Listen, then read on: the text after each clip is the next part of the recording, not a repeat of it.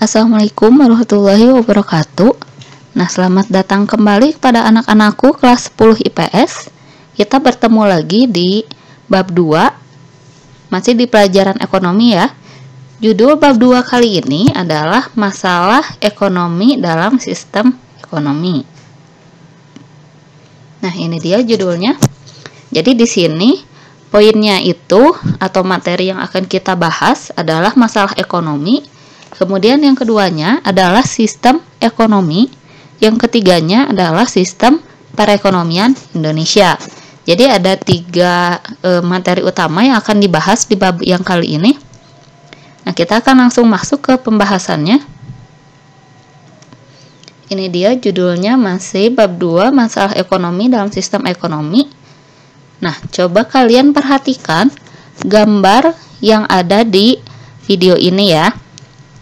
Tah, kita perhatikan si Aana kernaon. Ya, jangan salah fokus dengan si A-nya. Ya, betul sekali ya. Jadi, ini adalah gambar dari seorang pekerja sedang memproduksi sebuah produk gitu. Produknya adalah sepatu, entah itu dia sedang melakukan pengeleman ataupun penyambungan bagian-bagian sepatu. Jadi, produknya adalah sepatu. Itu ya.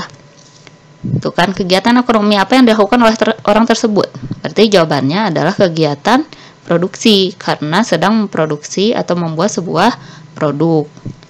Nah, sekarang kita akan membahas masalah ekonominya. Kenapa produksi ini bisa berkaitan dengan masalah ekonomi?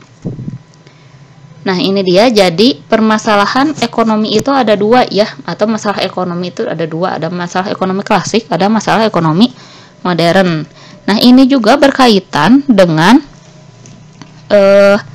ada mikro kan, ada masalah ekonomi mikro, ada ekonomi makro gitu. Apa perbedaan dari ekonomi mikro dan makro gitu? Kenapa tiba-tiba dari masalah ekonomi kita membahas ekonomi mikro dan makro? Nah, jika kalian memperhatikan, itu adalah salah satu pertanyaan ibu di artikel yang analitika ya, yang kemarin ibu tugaskan kepada kalian. Jadi di artikel tersebut kan ada pertanyaan, apakah kota Detroit ini termasuk, permasalahan kota Detroit itu termasuk pada masalah ekonomi mikro atau ekonomi makro. Apa sih ekonomi mikro dan makro itu? Kita bahas yang ekonomi makro dulu. Ekonomi makro adalah ekonomi yang ruang lingkupnya itu sangat besar dan mempengaruhi sebuah negara. Misalkan seperti ini, pendapatan dan pengeluaran negara itu masuk ke masalah ekonomi makro atau kebijakan pemerintah yang diambil terkait dengan perekonomian itu adalah masalah ekonomi makro, lebih ke ekonomi makro gitu karena berkaitan dengan sebuah negara dan ruang lingkupnya itu sangat besar gitu. Sedangkan masalah ekonomi mikro itu berkaitan dengan perekonomian secara individual atau perekonomian secara manajemen perusahaan atau perekonomian rumah tangga perusahaan. Itu masuk ke masalah ekonomi mikro. Nah, yang akan kita bahas di sini, ekonomi klasik dan ekonomi modern ini masuk ke ekonomi mikro karena berada di ruang lingkup sebuah perusahaan gitu. Jadi yang kota Detroit kemarin itu juga masuk ke masalah ekonomi mikro sebenarnya karena sebuah perusahaan kan yang mengalami kebangkrutan untuk memproduksi teknologi ya. Nah, kita akan bahas masalah ekonomi yang pertama, yaitu permasalahan ekonomi klasik. Ini dia, jadi masalah ekonomi klasik itu apa sajakah? Ada 3 ya. Ada masalah produksi, ada masalah distribusi, ada masalah konsumsi. Ibu akan menjelaskan yang pertama dulu mengenai masalah produksi. Jadi masalah yang timbul dari produksi ini adalah barang apa dan bagaimana cara memproduksi barang tersebut gitu. Itu adalah masalah produksinya. Jadi entah itu barang, entah itu jasa, yang penting itu memenuhi kebutuhan dari konsumen, itu adalah sasaran dari produksinya gitu. Jadi bagaimana untuk mengadakan barang tersebut gitu, yang asalnya tidak ada menjadi ada. Nah, itu adalah masalah yang pertama. Yang kedua, setelah ada barangnya atau jasanya yang dibutuhkan oleh konsumen, terus masalah yang kedua yang timbul adalah bagaimana cara mendistribusikannya. Kalau misalkan barangnya sudah ada tapi tidak didistribusikan, itu kan tetap tidak akan dapat digunakan. Tuh, jadi bagaimana cara mendistribusikannya kepada konsumen, terus ke daerah mana saja, berapa banyak jumlahnya. Nah, itu adalah masalah-masalah yang timbul di distribusi ini gitu. Yang ketiga adalah masalah konsumsi. Nah, kalau masalah konsumsi itu adalah masalah siapa yang akan menggunakan produk tersebut gitu. Jadi ini lebih kepada konsumennya gitu. Apakah produk tersebut memang benar dibutuhkan oleh konsumen, terus daerah mana saja yang membutuhkan produk tersebut. Nah, sebelumnya Ibu sudah memberi contoh tentang yang AC ya, yang di Ciwidey gitu. Kalau kalian menjual AC di Ciwidey, itu kemungkinan terjualnya atau lakunya itu tidak terlalu tinggi. Kenapa? Ya karena daerahnya tidak mendukung atau tidak memerlukan AC, sehingga konsumen di daerah Ciwidey tersebut tidak memerlukan AC karena memang sudah dingin. Tetapi beda cerita jika kalian menjual AC di daerah yang udaranya memang panas seperti Karawang dan lain-lain. Itu konsumennya pasti membutuhkan AC. Jadi dilihat dari kebutuhan konsumen atau siapa yang menggunakan produk tersebut. Itu konsumsi.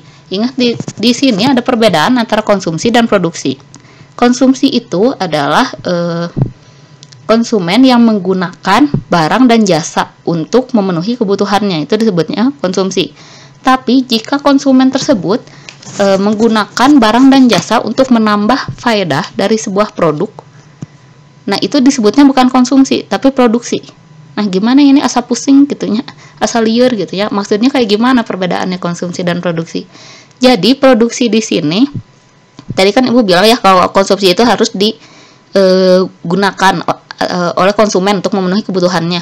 Tapi kalau untuk menambah faedah itu disebutnya produksi, karena bisa menghasilkan produk yang lain yang lebih berguna gitu. Misalkan kalian seperti ini, ingin membuat kue. Untuk membuat kue kalian membutuhkan tepung terigu, kalian membutuhkan telur dan juga gula. Itu kan bahan dasar kue ya. Ketiga produk tersebut kalian membeli produk itu di warung gitu. Jadi membeli telur, gula dan juga tepung terigu gitu di warung. Kemudian kalian olah ketiga bahan tersebut agar menjadi sebuah kue. Nah, saat kalian membeli produk tersebut kemudian diolah, itu disebutnya bukanlah konsumsi. Kenapa? Karena kalian menambah nilai guna dari barang mentah tersebut, yaitu telur, gula dan juga tepung terigu, itu menjadi kue. Setelah jadi kue, kemudian sama kalian dimakan, itu baru disebutnya konsumsi. Kue yang dimakan sama kalian itu konsumsi, karena untuk memenuhi kebutuhan kalian. Tapi pada saat kalian membeli telur untuk dijadikan kue yang tadi, itu disebutnya adalah produksi, karena menambah nilai guna dari telur tadi yang asalnya belum bisa dimakan langsung menjadi kue yang bisa dimakan gitu, kayak gitu ya. Itu perbedaan produksi dan konsumsi. Dari definisinya juga sudah beda, jadi jangan sampai tertukar ya. Biasanya untuk produksi ini membeli produknya itu produk mentah ataupun barang setengah jadi gitu, yang nggak bisa langsung dimakan. Kayak tepung terigu itu kategorinya produk setengah jadi. Jadi kalau kalian beli tepung terigu kan mungkin jual dihuapkan, diopi gitu kan, tidak bisa seperti itu, harus diolah terlebih dahulu gitu. Nah, itu dia ekonomi klasik ya. Yang berikutnya adalah ekonomi modern. Nah, Ibu kan sudah bilang bahwa ekonomi klasik dan modern ini kategorinya ekonomi mikro, berarti ini berkaitan dengan sebuah perusahaan. Inti dari ekonomi modern itu ada 3, sama seperti ekonomi klasik ya. Ada what, how, dan for whom. What-nya barang apa yang akan diproduksi, how-nya bagaimana barang tersebut diproduksi, dan for whom-nya untuk siapa barang tersebut diproduksi. Nah, akan kita bahas satu-satu yang permasalahan pokok ekonomi modern ini. Ya, yang pertama adalah what. What itu berkaitan dengan penggunaan satu sumber daya tertentu dan produk yang akan dihasilkan. Jadi maksudnya apa? Barang apa yang akan diproduksi. Yang namanya produk itu kan banyak ya. Barang dan jasa itu kan banyak gitu. Entah kalian akan produksi transportasi misalkan, atau kalian akan produksi pakaian, makanan gitu. Sepatu misalkan, itu kan sangat banyak gitu kategorinya. Dan secara logika tidak mungkin satu perusahaan mampu memproduksi semuanya gitu. Jadi harus memilih salah satu sumber dayanya yang mampu untuk diproduksinya. Jadi yang pertama harus dipecahkan masalahnya adalah apa yang akan diproduksi, apakah barang, apakah jasa gitu. Terus yang kedua, menentukan jenis dan jumlah produk yang akan dihasilkan sesuai kebutuhan masyarakat. Maksudnya adalah berapa banyak barang atau jasa tersebut akan diproduksi. Kalau kalian tadi ngejual AC di Ciwidey, ya jangan banyak-banyak. Kenapa? Karena tidak banyak orang yang membutuhkan AC di daerah Ciwidey, karena sudah dingin. Tapi kalau misalkan kalian menjual AC-nya di daerah Karawang yang tadi, kan butuhkannya banyak. Itu mempengaruhi jumlah produksinya ya. Jadi berapa banyak jumlah produk tersebut yang akan diproduksi gitu. Setelah menentukan produknya apa, mau bikin berapa banyak gitu. Itu masalah yang pertama, what. Yang kedua, how atau bagaimana. Nah, di sini berkaitan dengan teknik produksi yang digunakan produsen dalam proses produksi. Jadi, teknik produksi itu ada dua, ada padat karya, ada padat modal. Padat karya adalah teknik produksi yang banyak memanfaatkan tenaga manusia. Jadi tidak menggunakan mesin ya, atau mesinnya itu nggak banyak, itu lebih banyaknya tenaga manusia.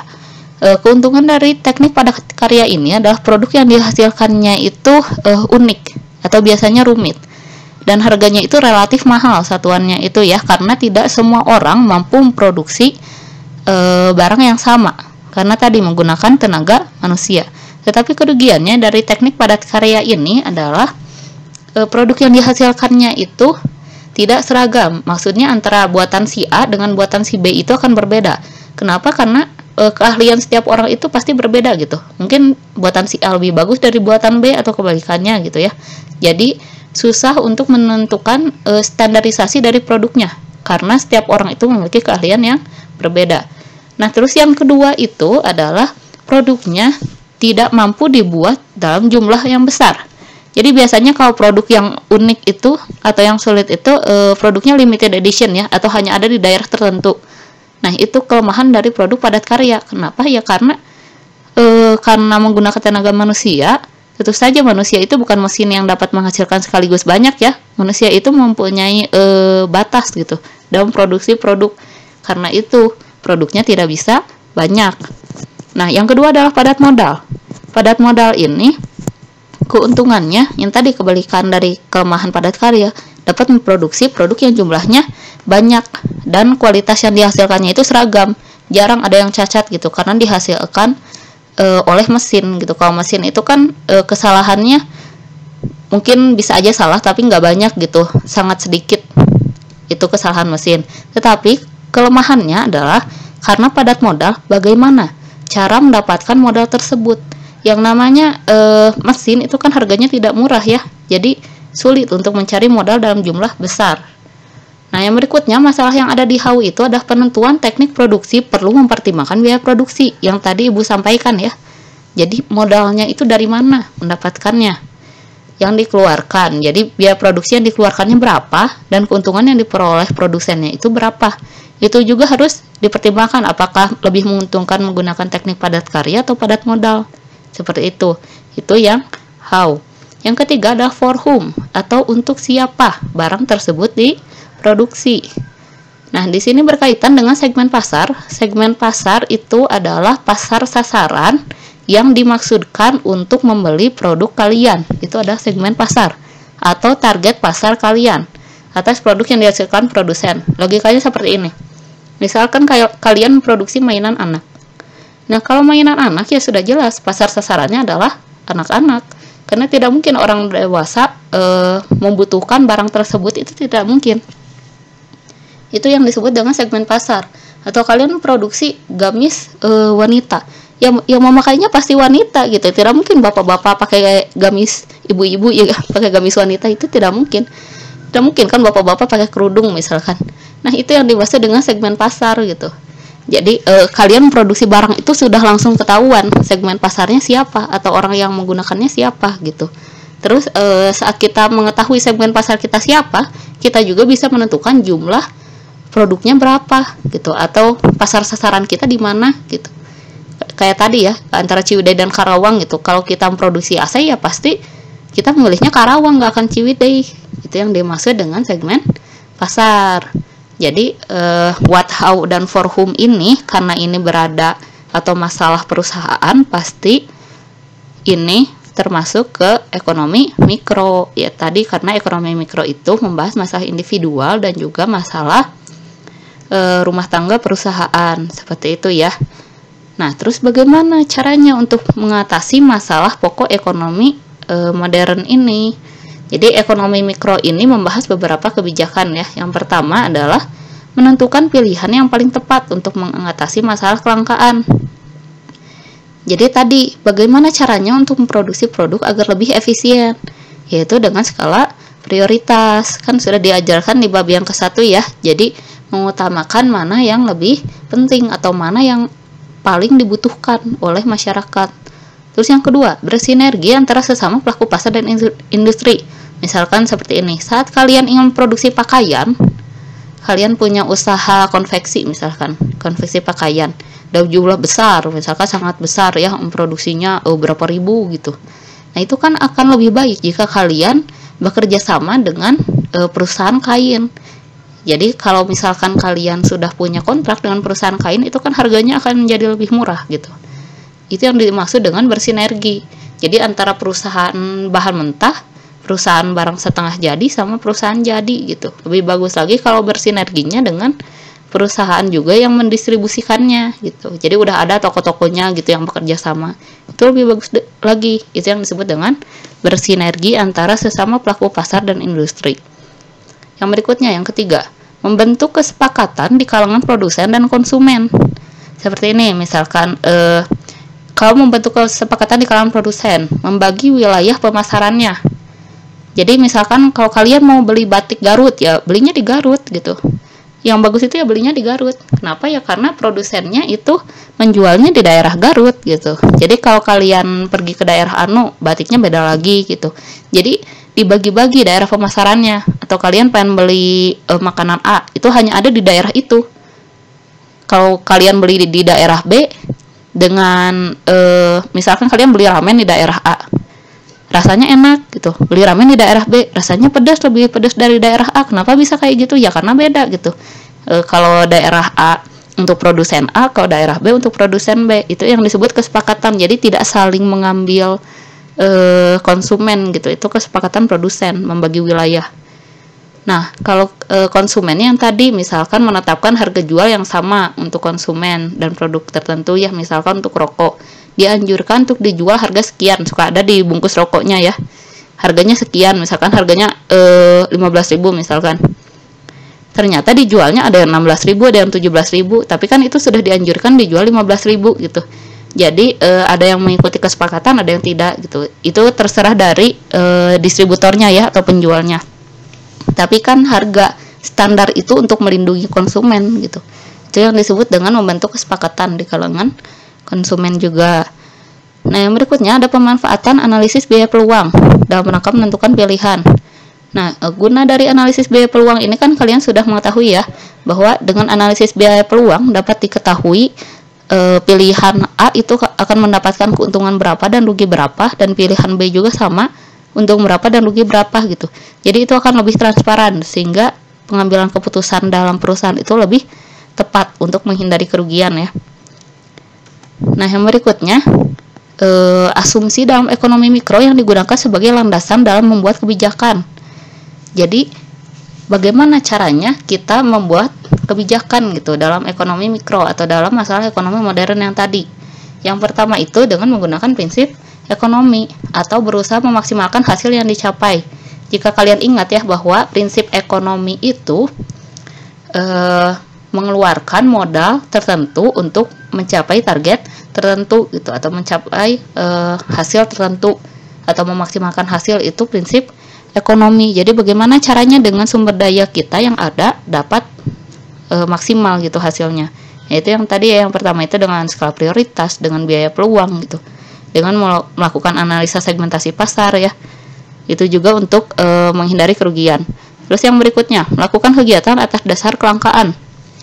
Jadi kalian dalam membuat sebuah produk itu harus menentukan atas dasar barang yang sedang dibutuhkan oleh konsumen. Jadi jangan membuat atau memproduksi barang yang tidak dibutuhkan oleh konsumen. Jadi kan akan susah menjualnya ya. Kenapa? Ya karena tidak dibutuhkan. Gak tadi kalian mau ngejual AC di Ciwidey nya hese payuna, ya karena orang Ciwidey itu tidak membutuhkan AC gitu. Yang berikutnya, yang ketiga adalah konsumen dan produsen melakukan kegiatan ekonomi secara rasional. Maksudnya adalah untuk menghasilkan keuntungan yang sebesar-besarnya gitu. Jadi untuk menghasilkan keuntungan dan menghindari kerugian, itu adalah kegiatan ekonomi yang rasional atau prinsip ekonomi yang tadi ya, sama aja. Jadi kalau konsumen itu kan pasti pengen yang murah ya, tapi barangnya bagus. Produsen pengen ngejual barangnya dengan harga yang mahal gitu. Nah, jadi harus ada titik temu antara keduanya. Nah, itu dilakukan secara rasional.